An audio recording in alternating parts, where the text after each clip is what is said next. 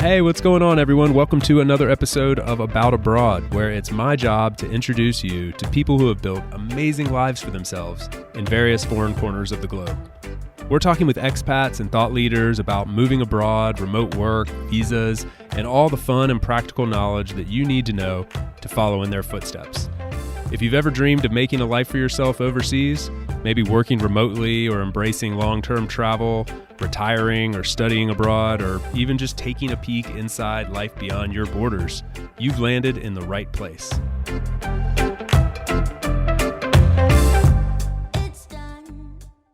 My guest today is Tarek Kholoussy. Many of you will not need an introduction to him because you're probably very familiar with him, but for those that don't, he is the founder of Nomads Giving Back and a well-known philanthropist and digital nomad and community builder that currently lives in Bali, but has traveled to over 100 different countries and spoken to tens of thousands of people about connecting digital nomads with the art of giving back to local communities. So whether that be there in Bali or at various other countries around the world, he is facilitating that through Nomads Giving Back, building community, building tribes, and really using the power of Skillshare to enhance the local communities in various places around the world. So absolutely fascinating. What was really, really interesting about this conversation, though, is that we went deep into his backstory and what sort of led him to this point, ditching the corporate grind, leaving behind a thriving career in Manhattan at leading organizations like Goldman Sachs, to founding a social enterprise in Bali and everything in between. So thoroughly enjoyed this. It was absolutely great to get to know Tarek better and learn more about his story. I really hope you'll enjoy it. Please help me in welcoming Tarek to About Abroad.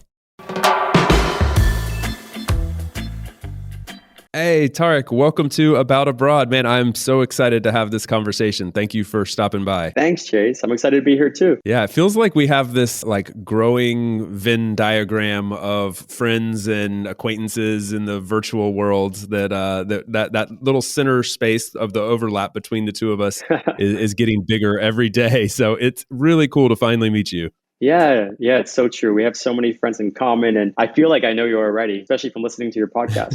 Oh, that's awesome. Well, I'm happy to hear that feeling is mutual, and I think the audience is going to get a lot out of this one today because your story is genuinely very, very interesting. And there's a ton that I don't know. People that listen to this show know that I purposefully try not to do a lot of backstory research before because I try to bring people on that I want to ask questions about and learn about, and it would be hard to do that if I already knew a lot. So I purposefully tried not to do too much research, but I couldn't help but connect on LinkedIn, and I was looking at your profile, and something seriously caught my eye, and I was like, well, I just got to start with this. So I'm just going to read this directly, and I'll let this kind of be the backstory that we use to get into this interview. So it says at the very top of your LinkedIn profile, my journey is comprised of a series of serendipitous moments that truly changed the course of my life. But essentially, it involves a woman, a storm, a personal loss, and a marathon. And then you just leave us hanging. So I got to know, man, what's the rest of that story? Then let's start there. Yeah, sure. So to set a little context about my background, I was born and raised in the US. And I kind of fell into the conventional path of going to good schools and then graduating and moving on to New York City to take on the corporate world. You know, I used to be a New York City suit and tie kind of guy. The exploring I did was hopping between skyscraper to skyscraper. And I did that for a dozen years. And along the way, I felt like I learned a lot, but I felt like I was really in the passenger seat of my own life. I didn't really, looking back, live as intentional or as conscious about what I really want to do. It just felt like a game that I was playing that I didn't necessarily sign up for the game or necessarily love the rules. So after kicking off my career, I started off with a really, tumultuous start. So I moved to New York City right out of college 2 months before 9/11. And I was actually supposed to fly that day from one of the same airports that two of the hijacked planes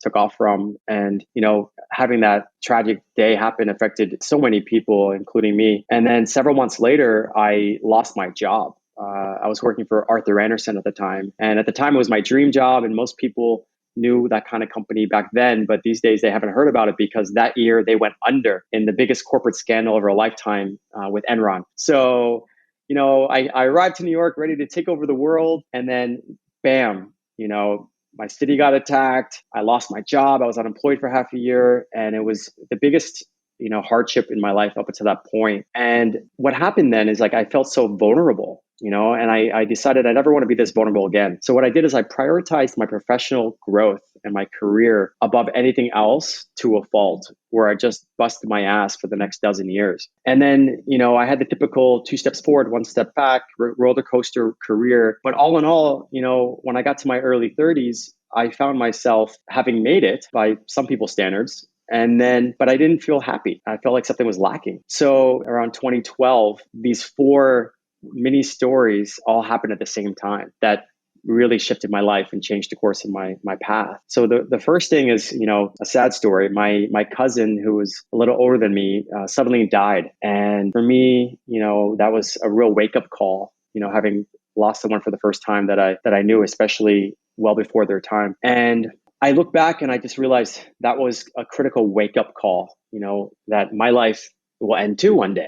We all know it, but to feel it is a different thing. Then around the same time, Hurricane Sandy hit New York City, and it caused, a couple hundreds of deaths. And my area in the village of Manhattan had lost electricity and power for 4 days. So it was a very ominous setting and background. So again, another sort of like wake up call. And coincidentally or serendipitously, I was supposed to run my very first marathon that same weekend. And so a bunch of the runners and I, in lieu of the marathon that was canceled for the first time in New York City history, we went to Staten Island where the race was to start. And that was the area that got hit the hardest. And I helped this family that was stuck in their attic for 2 days because their house was underwater, all like both floors. And, they were there not knowing how this was going to end. They were completely disconnected. 2 little boys in their neighborhood drowned in their backyard, and just clearing their house with them and seeing like how resilient they were, how they're overcoming this tragedy that they never expected was heart-opening and inspiring. And I think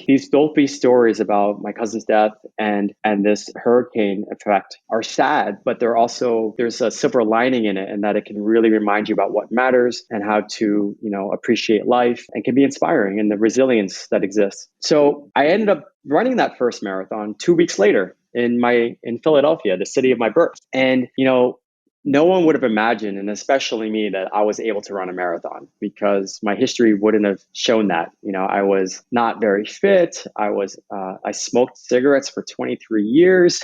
I, didn't eat that healthy and didn't work out too much during my career years because I was overcompensating with, all that stress that came with it. So running that marathon in the city of my birth, and I ran by the hospital I was born in, actually, it made me feel like, wow, if I can do the impossible in this part of my life, maybe I can do the impossible in other parts of my life. And the fourth thing that happened, the woman part you mentioned, is one day, again, all around the same time, I was walking home from my gym to my flat, and I saw this woman moving her boxes across the street on a trolley, and they were starting to fall over. So I ran up to her and I asked, "Can I give you a hand?" And she said, "Yes, please, thank you." And we only talked for 10 minutes, but in those 10 minutes, she really changed my life, because I just was curious and I was asking her, "What's going on? Are you moving?" And she said, "No, I worked in New York for a dozen years in the corporate world, and then I decided to leave it all behind and go explore the world. And I just finished my first dream of exploring 100 countries." And my mind was blown. I was like, "What?" So then I asked her, "So now you're moving back and you're going to get a job again, and your fun's over?" And she said, "No, I'm shipping these boxes to my parents' home, and I'm now going to go abroad again and go after my second dream." I asked her, "What's your second dream?" And she said, "I'm going to create a social enterprise." Again, I was like, "What?" Like, this woman is living my dream life, and she's not some celebrity or some wealthy person. She's just like me, worked in the corporate world for 12 or 15 years and just went after it. And I went home that day, sent her an email, and I said, "Hey, you really inspired me more than you know, and I really hope our paths cross again one day." And this is for another story, but our paths did cross again one day. So yeah, those 4 things together, my cousin's death, the hurricane, but then more inspiring stories like my first marathon, and meeting another like everyday hero who's living my dream life, really gave me that catalyst, that energy I needed to take the leap of faith into the unknown and buy that one-way ticket. Wow. Yeah, I guess I see why you didn't try to squeeze all that into the LinkedIn profile. That wouldn't have fit the character limit. That is an epic story. Sorry for the losses. That is definitely heartbreaking. It is really interesting to see the silver lining though that you described and how that sent you on a new trajectory. I'm curious about what was the next step then, because I mean, before we go to that, I guess let's set a little bit of context here for those listening. I can see you. I know you're wearing a seashell necklace and a Nomads Giving Back t-shirt with long hair, and you're not in the corporate world anymore, my friend. And we share another area of our life where we share some things we'll probably get into. But you're sitting in Bali right now, so a lot's happened since the day that you came across the box lady, creating social enterprises around the world. And so what was that first big step that you took after sending that email? Yeah, thanks. So people who see me now and don't know my past, they don't believe me. They're like, "You were a suit and tie guy with short hair, clean shaven? No way." Pale and overweight. So it surprises me sometimes when I see the old photos. But yeah, what happened next was I just went after it, and I knew that I wanted a big change in my life. You know, I knew that I wanted to create a whole new life, more related to social impact and entrepreneurship and more international. These are the things I knew, but I didn't know much else. It was a real gamble, leap of faith. So I just bought a one-way ticket. I quit my job on a Friday. On a Saturday, I ran my second marathon. And then the third day, I took a flight straight to my motherland, which is Egypt. And I caught up with some family for a little while. And then I started backpacking in Southeast Asia. And then I took on my first bigger volunteer project where I was lucky enough to become a fellow for a nonprofit organization called Kiva, which is this amazing microfinance lending platform that helps empower people all over the world. And when you apply, you're committing to taking the assignment wherever they place you for 4 months, full time. And I got placed in Kenya. So that was my first ever visit to sub-Saharan Africa. Are you applying blind? Like when you apply, you don't know where they're going to place you. Exactly. Yeah. Exactly. I'm aware of Kiva.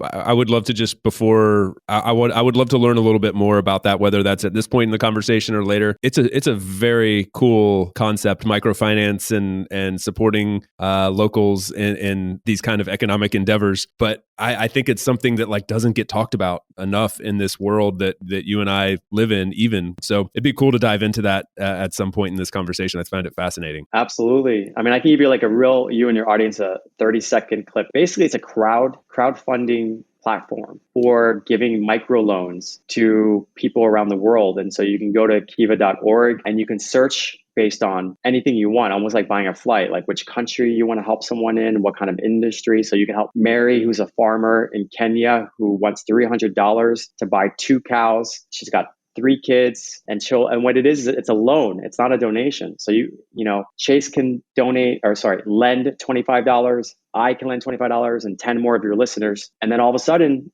she gets the $300. She buys the cows and she pays you back over the next couple of years, and it gets back to your account, and then you can relend that money. And they have an amazing, I think it's 99% repayment rate. So Wow. It's a really beautiful initiative. And I mean, exploring Kenya and seeing the amazing local people there, both in the farms and the rural areas and visiting slums for the first time, was really eye-opening and heartwarming. Wow. That is such an amazing concept. I came across microfinance about, I think, I want to say about 10 years ago, and was also like something that is really interesting about your story that really connects with mine. And what I find so interesting is that, I mean, like I did this traditional path also. I went to business school. I studied international business and finance, and very specifically this segment of finance called risk management, and then went on to work in that industry for several years and wore suit and tie kind of thing, and eventually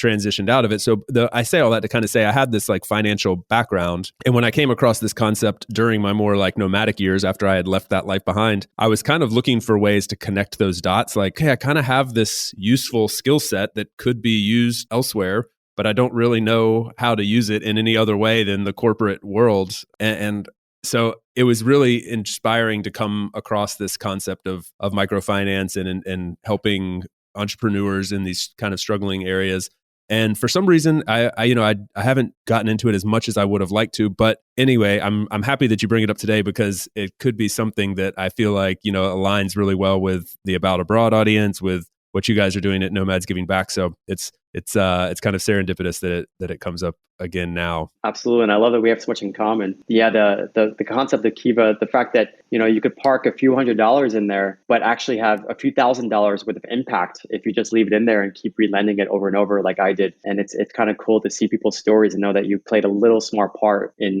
making their lives a little better. Yeah. Yeah. Okay. So sorry, I sidetracked us there, but so you get placed in Kenya and by Kiva, and then what happens from there? Yeah. So, it really reinforced my conviction that I want to make a positive difference in my main energy source, like, and what I'm doing with my life, not just on the side. Like I used to do occasional, like 1 week volunteer projects in different countries, but I knew now I wanted this to be my main thing. So I kind of lived that life for almost a year, but then I ended up visiting the US for 3 of my friends' wedding, all college friends getting married in the same month. So I went back and I arrived at JFK Airport, and before even getting off the plane, I had a email from an old colleague that said, "Tarek, I don't know where in the world you are right now, but this job seems perfect for you." And I looked at it, and it was perfect, but for my old path, not my future path. And the thing is that I was thinking, wait a minute, maybe I should go for it because I don't know what I'm doing next. No, everyone thought I committed corporate suicide when I left the first time, and this job's even better. So I said, why not? And I got it. And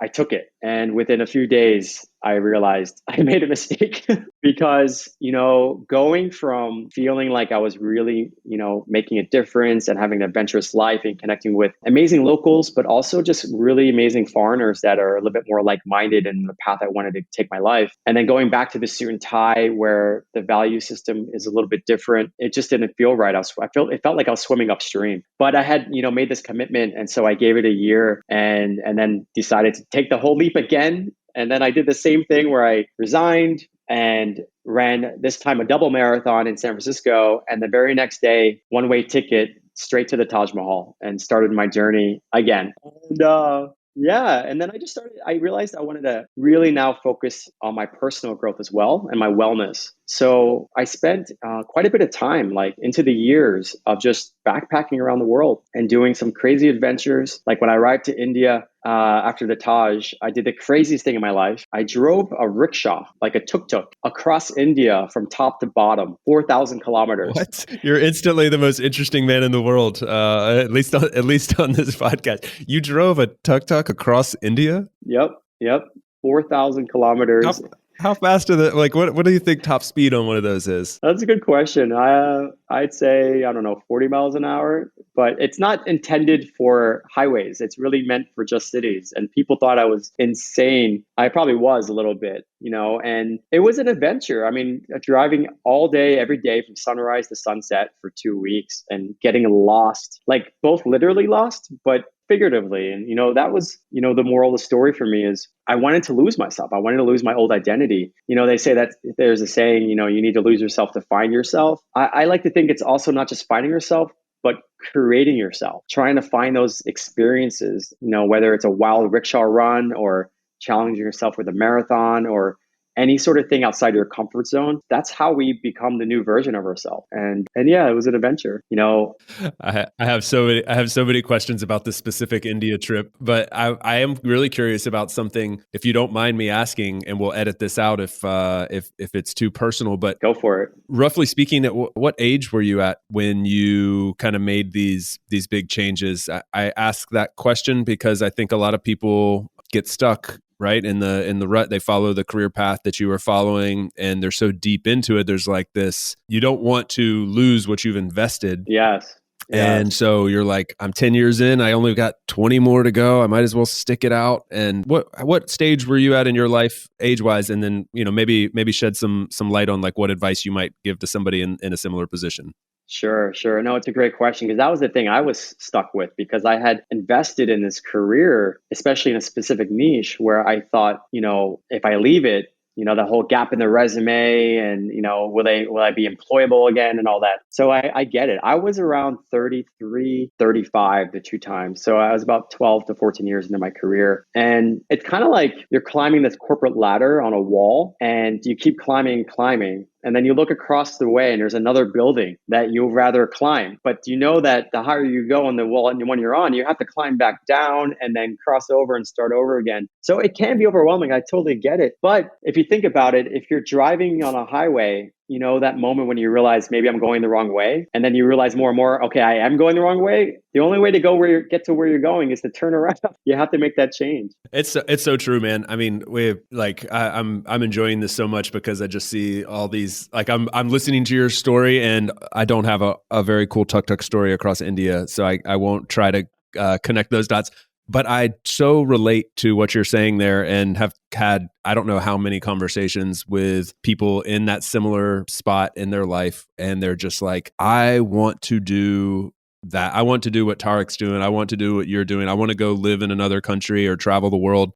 And there's always a but. And I would bet you would agree that but will always be there. Like you will never arrive to some point where that but won't be there. There will always be the raise that's coming, or that promotion, or the perfect time with the kids, or when you'll pay the house off, or whatever. There will always be that. And so you do just have to kind of like turn that car around and just go in the other direction if you're feeling called to do that. It's not for everybody, and it should be analyzed ahead of time, a bit. But if you're feeling called, you do just sort of have to take that leap of faith and just be like, I'll figure it out. Because in your metaphor of like climbing down the building and then crossing the road and climbing back up, if you end up going back to the original building, chances are you won't have to climb from the bottom again. Right. Like most people, you're not sacrificing everything. You're just sacrificing 1 year or 6 months or whatever that time frame you give yourself to go answer this call. But I really encourage people to just try. Like if you feel the need to go, you have to go, because you'll certainly regret it later if you don't, and that but will always be there. Yeah. That really resonates with me. I couldn't agree with you more. I mean, I know how it feels, like I worked at places like Goldman Sachs and in sales roles at companies where they have the carrot right in front of you, like 3 months more, and then you get this money, and you're like, just give it 3 more months. And then you do that. You're like, well, then I'll wait 3 more months. But you're right. I mean, it's not necessarily for everyone, but I think at the same time, we have to be honest with ourselves. And a lot of times we think, I wish I could, but that I can't. And I want to encourage people to like think bigger, like there's a lot out there, and it always works out. I'm a big believer in trusting the universe, and it always works out. I could not agree more. Something else that we have in common here in this story, and that I think is good advice, is to not take what comes to you so easy, like question what comes back to you. So in your case, you took that job again, came to it, seemed perfect. Even though you had your hesitations, it seemed perfect, and you took it. And I don't know that you would say you necessarily regret that or not, but it certainly diverted you from the path that you were on and the one you ultimately ended up going back to. And in a similar vein, I almost did the exact same thing. I took almost a little over 1 year off from my previous career in the more, what some people might consider the more corporate world, and almost went back to that. Like was super, super close when I got offered this job by Duist, where I work now and have continued to work since. But I almost went down another path, like back to the old path. And that would have been the easy route. It seemed like the right way to go at the time, like financially and security wise. And it was like returning to everything that I had purposefully left behind. But at the time it was like, I guess this is what I have to go back to.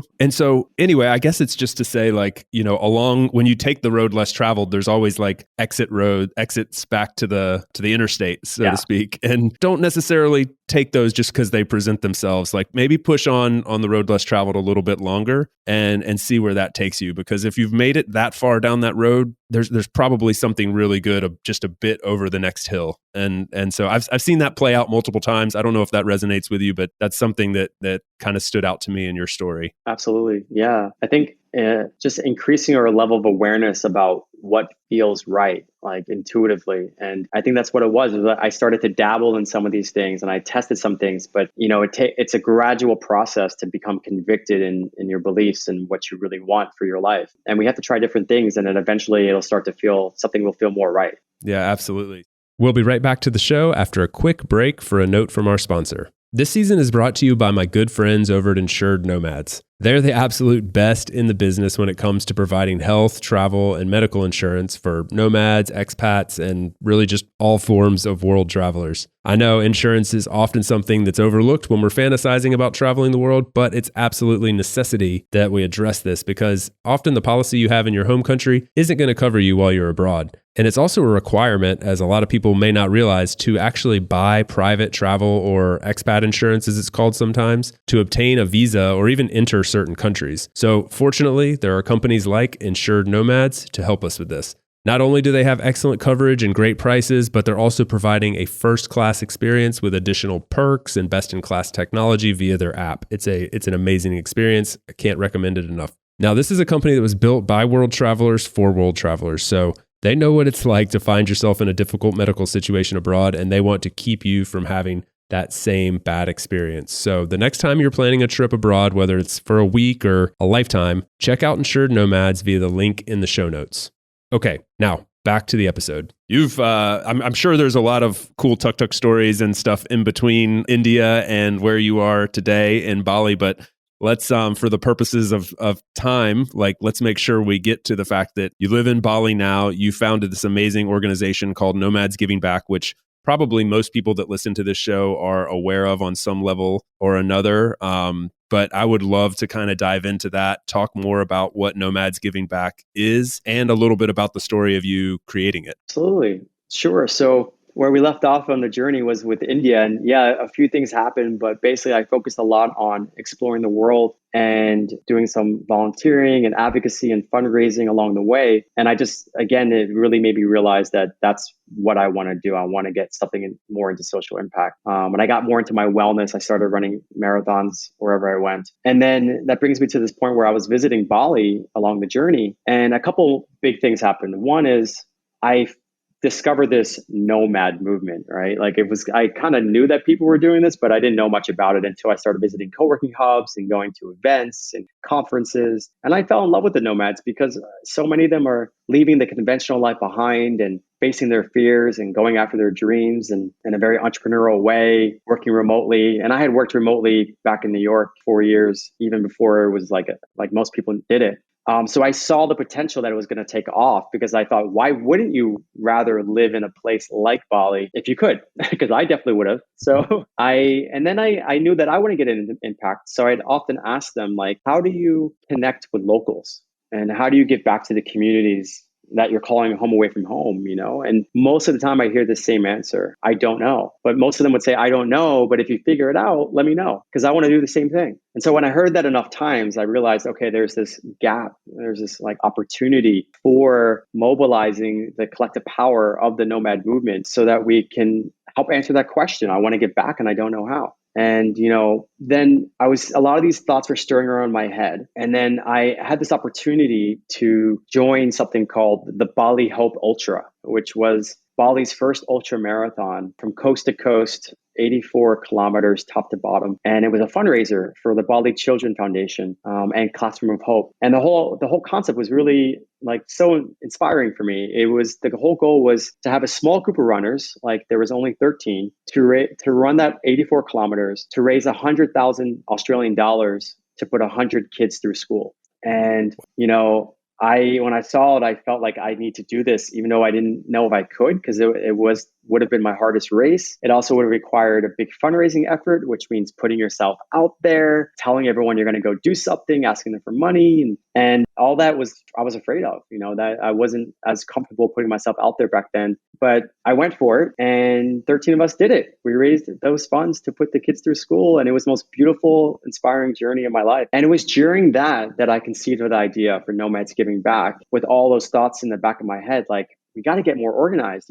Our expat nomad population are a collection of individuals. We're not one organization, like a big, massive company like I used to work for. So there is no corporate social responsibility division that has all the answers on, hey, I want to volunteer, I want to donate, where should I do this? And so that was kind of the vision for Nomads Giving Back. We launched it 3 years and 2 months ago. I was on something called the Nomad Cruise, and I gave a talk all about my life journey, about how I had these 3 big goals to achieve before turning 40. And I set those goals 1,000 days beforehand. And those 3 goals were to explore 100 countries to fuel my soul, to run 25 marathons, to challenge my body, and to create a social enterprise to expand my mind as well as my heart. And during that talk, I only had a couple months left before that 40-year-old deadline. And I was able to cover the 100 country on that cruise. We stopped over in Cape Verde, which was the big one. And then I had run the 25th marathon 2 months before that talk. And I used that talk to announce the vision for Nomads Giving Back. And so since then, it's been a beautiful journey. We now have over 100 team members around the world, volunteers that are rallying behind this mission. And we've had over 125 events, all different types, from impact panel discussions, raising awareness of local causes, to masterminds, to skill shares, to impact trips. And yeah, we have this amazing team that are just really passionate about this. And we have lots of relationships with different social causes. We have a free volunteer matching program. So if anyone feels inspired to volunteer, doesn't know where to start, we can help them out. We have giving back guides. We do advocacy efforts. We have, really robust social media and newsletters all about raising awareness of how we can give back around the world. Did you say 100 people around the world? Yeah, we have about 50 volunteers and another 50 ambassadors, including some of our mutual friends like Jordan. Yeah. Several people that have been on the show have actually participated in one way or another. And this is why it's so inspiring to see those seeds being planted and just growing, and more people figuring out a way to give back. I think that's part of community. One thing that people talk a lot about with the nomad community, digital nomads, is like, I think there was an old mentality around this where it was sort of like you're a solo backpacker and you're just like trudging around the world exploring, and that's cool. But then I think like chapter 2 of that story is like, but we're humans and we're social creatures and we crave a tribe. Yeah. And it's definitely a red thread that shows itself throughout the series of conversations that I've had with people on this show, is like, you do want to find your tribe. And part of that is it's built into our DNA as some way of having an impact. And that can be really hard to do when you're just a single person in a foreign place. So giving that body to and the structure to a bunch of individuals so that they can use their collective skills, because my God, there's like incredible skills in this community of digital nomads, people that are basically all entrepreneurs and have built this life for themselves, have figured out how to work from various corners of the world. They all have something to add. So you're giving them that like structure that they can then turn around and give back to various communities. And I find it like incredibly inspirational. Wow, thanks so much. It has been an incredible journey, just seeing how you're right. It's a collective, this broader nomad movement. We have all these overlapping, interconnected Venn diagram, as you say, communities. And what I love about the space that we're playing in, my team and I, is that we all want to make a difference, and we're all so grateful for these beautiful communities that welcome us in. And during those times that I was able to volunteer, were really the most meaningful moments of my life. And it's this whole mindset of like scarcity versus abundance. And we really do have individually so much more than we realize, including skills. And that's where we're doing a lot of focus now, actually, is we launched a new initiative this past year called Nomad Skillshare. And that's exactly what we're trying to do, is these nomads, these expats, we're able to live abroad, work remotely because we have these skills. And how can we share it with everyone, local communities, to help empower them more? And then also other aspiring nomads and expats. And so we're kicking that off, and we're really excited about the next chapter for that as well. We teach like remote work skills. Right now we have a few courses already available, like how to get your dream online job, and how to become a social media manager, how to become a virtual assistant. And we have this really cool buy one, give one program. So for every time someone takes a course with us, we offer a scholarship to a less privileged student. For example, here in Bali, a bunch of Indonesian friends, now friends, before students, have come through us and learned some new skills. And a few of them joined our team as well. So it really is a more international and connected community that we have. Like, we have so many locals. I mean, it depends on the perspective of where you're coming from, but we have a really diverse group. When we get on a team call, it's like the United Nations, like people from all over the world, and most of them aren't even from that country that they're in. That's the coolest thing, like being a foreigner in a random corner of the world, but making it feel like home and wanting to give back to that place and give back to it what it's given to you is a beautiful thing. I'm really curious, aside from from Skillshare sort of giving back, what other projects what are some ways you could sort of like exemplify what you guys are doing in other areas, whether that be there physically in Bali or geographically in other places? Yeah, great question. So in addition to the upskilling local communities through scholarships, the main way we also do it is through our free volunteer matching program. So we help empower a lot of these amazing nonprofit leaders and social entrepreneurs that are, you know how it is, like any startup is hard, but when you're doing something for impact, it can be even more challenging. So they're lacking time, resources, skills. And so we're able to help connect a lot of people that through us to them to help empower them with skills and time. And then we're really big into advocacy. So, I really feel like there's a journey of giving back. So first, before you can feel empowered to know how to give back, you needed to feel inspired. Why? Why should I care? Why should I do something? But before you can feel inspired, you needed to know the what. You need to be informed. And even today, after living in Bali off and on for 5 years now, I am surprised every day when I hear something about what's going on around me. We tend to create these sort of expat bubbles that we spend our days in, whether it's going to the co-working space, going to the gym, cafes. And sometimes it's hard to actually know what's happening because we're not spending our days with as many locals as we might want. And then even the ones we are, they're usually the more privileged. So there's a lot of importance for us to understand what are the social challenges globally in the local community that I'm in. And that's the first step, I think, is the how, then the why, the what, then the why, and then the how. How can I give back? So through our social media, our newsletters, our blogs, our Facebook groups, we just constantly try to raise awareness for the causes that come to us, that we visit and support. And we have like giving back guides as well, globally and locally. So yeah, those are the main ways: advocacy, fundraising, and volunteering. Super cool. Seems like really like a lot of people from a lot of different backgrounds could get involved in a myriad of ways. So it's not limited. And some social enterprises, you kind of have to have a very niche skill set to be able to really make an impact in this regard. You could really bring forth whatever it is you have to offer and share that with Nomads Giving Back, and then you guys can help match that person with what might be a good fit for them Exactly. somewhere in the world. You've got a big canvas to paint with. Yeah. I mean, what's interesting is so many volunteers now, actually, I'd say most of them are doing it remotely. So It could be a country that you visited before, or a country that would be really cool if you pick a country that you think you might go to, so you can build a relationship with people there and then see them in person. Oh, that's amazing. That sounds like a dream, really. It's like if you told yourself that when you were back in your Goldman Sachs days, like, hey, we're going to send you to X country and you're going to get to connect with the locals and really help push this enterprise forward. We're going to use these skills that you've obtained for the greater good in this foreign corner of the world. What do you think? You'd have jumped on that plane so fast? Oh my God. Yeah. The first thing that came to mind is that Goldman Sachs did send me to Bangalore in 2006 in the early days of outsourcing, and I spent 2 months there. But it was the working in the office, long hours,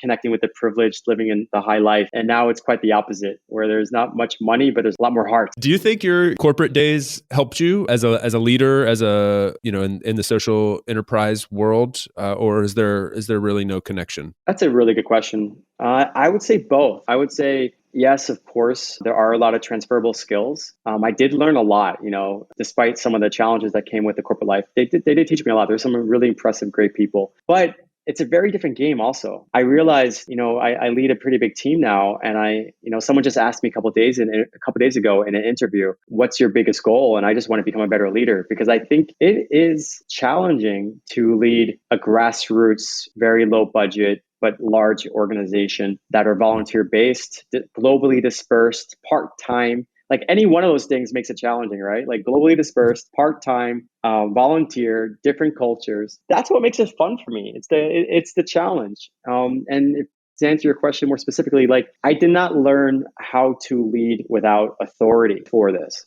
Now it's much more about finding those intrinsic values that people care about, what motivates them, because they're volunteering, they're giving their time when they could be watching Netflix or, doing anything that they like to do. So I have so much respect for our team and people that volunteer, because it shows a true testament to what they want to do. And of course, they learn new skills through it. They find community. They feel like they're making an impact. So there are a lot of things. But in the old days, I would just, as a boss, I can't even use that word anymore. I would just say, hey, can we do this? And then it would be done. Now it's much more about leading by example, in a different way, at a whole different level. And I think that would be the biggest difference, is learning to lead without authority. Yeah.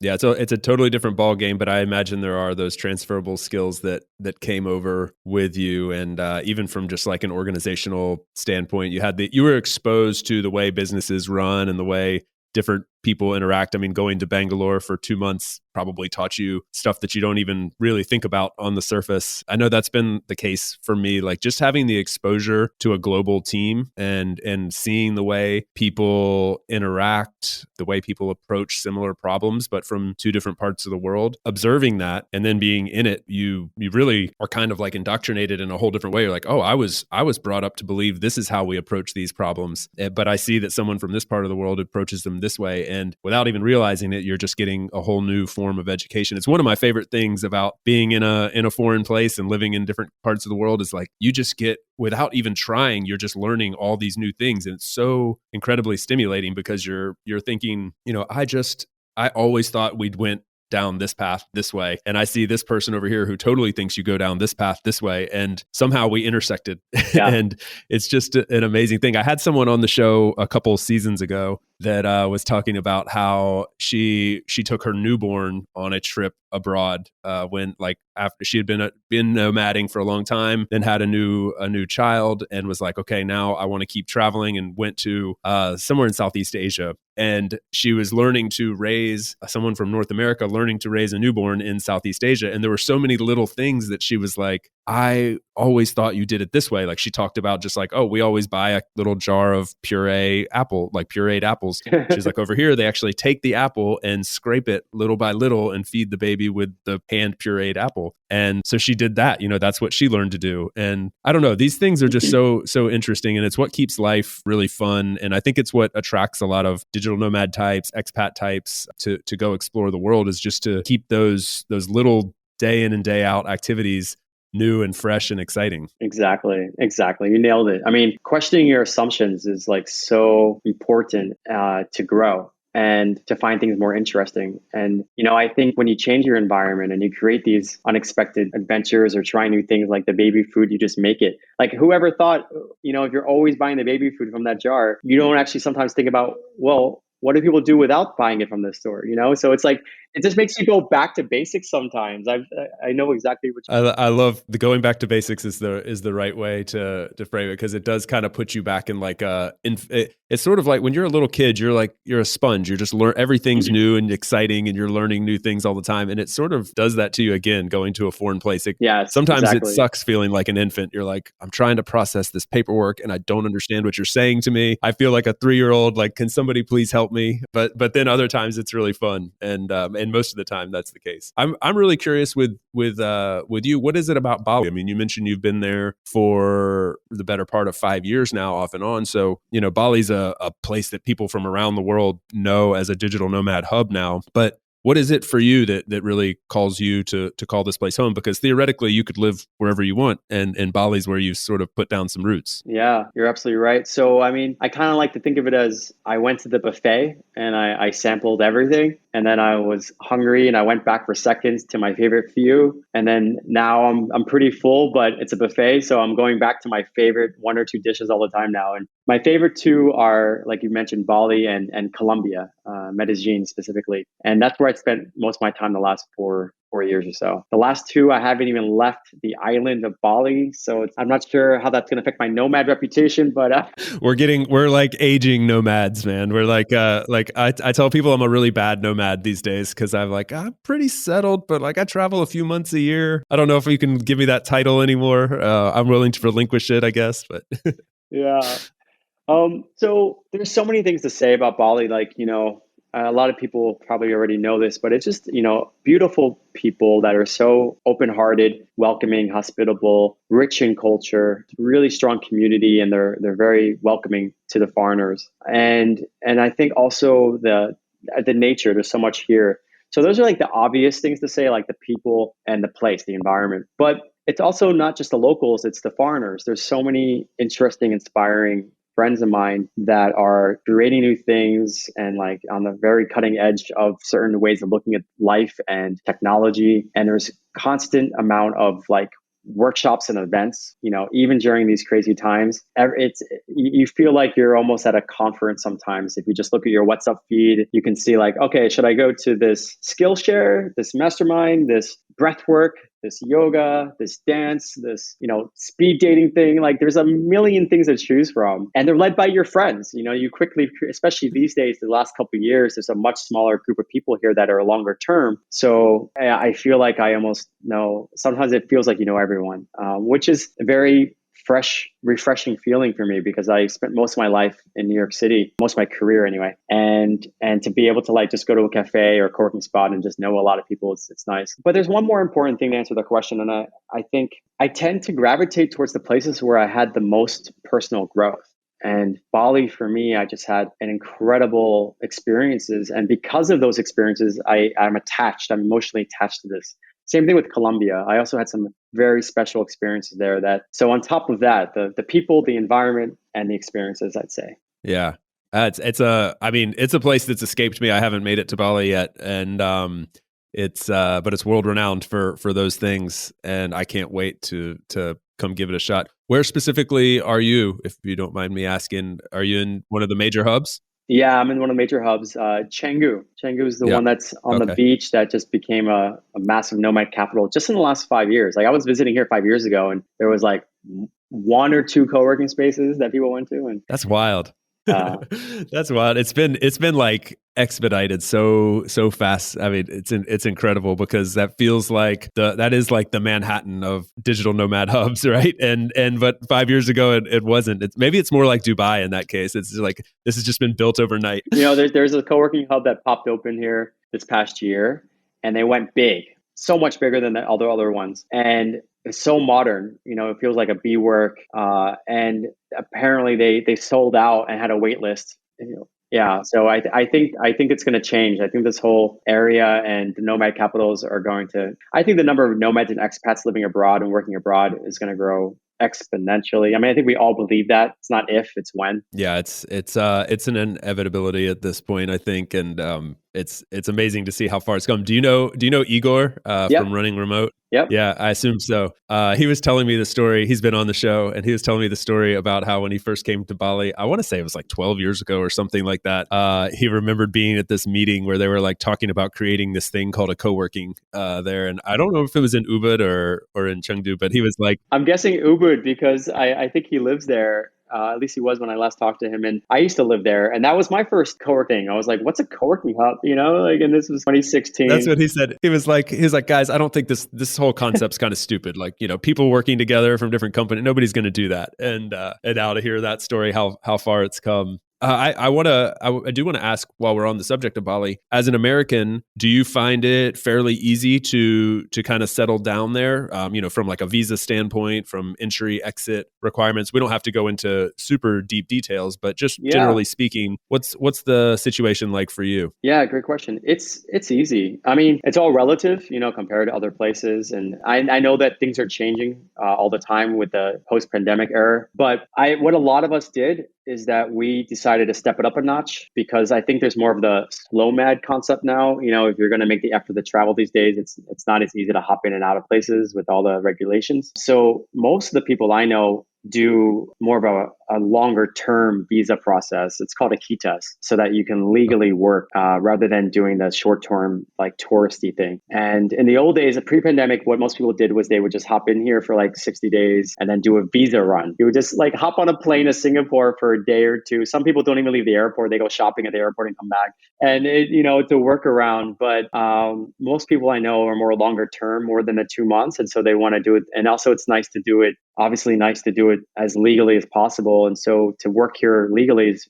the best way to do it, I recommend. And it's very easy. Just connect with an agency and they ask for the information. You go through the process, and the money is not that expensive. I mean, if people are going to spend at least several months here, it's actually relatively the same as doing it the other ways. Okay. What was that called again? Kitas, Kitas. So if somebody just wants to Google like Bali Kitas agency, the options will pop up. That's one thing I really understand pretty well, I feel like, about Bali, is that you do want to use an agency, one, and it's like almost that's what you have to do. And then secondly, there is a process that's facilitated.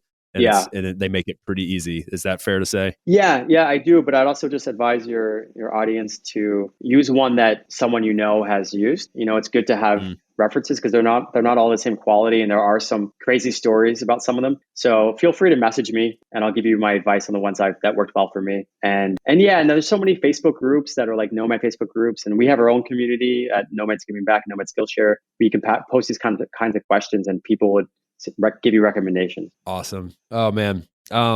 I'm pretty sure we could go on for hours trading stories, and I know I could certainly ask you a million more questions. Maybe we'll do a round 2 at some point, or hopefully that will be live in real life in Bali one of these days in the not too far off future. But this was amazing. Yeah. I really, really enjoyed this, and I hope that the audience listening here will go check out Nomads Giving Back and contribute in whatever way that they see fit for them. What's the best way for people to follow along your journey and the journey of Nomads Giving Back? We'll put all this in the show notes, but while people are listening, it's good for them to know as well. Sure, yeah. So for the organizations, it's nomadsgivingback.com and nomadskillshare.com. And of course, we're all over social media. And for myself, feel free to connect with me. I love to hear from people, whether on my LinkedIn, it'll probably be below, or just look up my name, or my Instagram. I'm at Tarek.world. It's a fun one to follow along. I recommend, stamp of approval. So thanks, brother. Yeah. Yeah, man.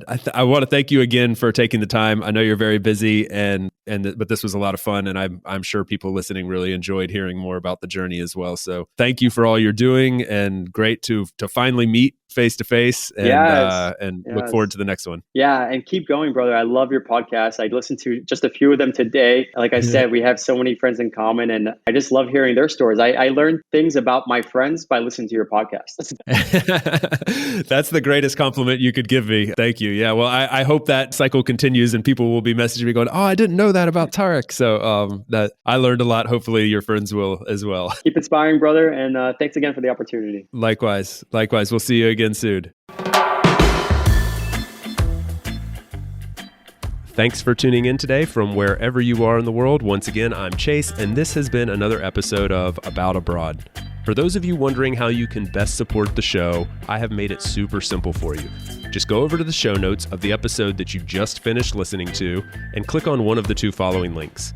aboutabroad.com/newsletter to get our monthly newsletter, no spam, guaranteed, or ratethispodcast.com/aboutabroad, where you can quickly and easily leave a review for the show. It's not just important to me, it also helps more wanderers just like you find us. Finally, don't forget to subscribe on your podcast platform of choice, and we will see you again next week. Thanks again. Hasta luego, amigos.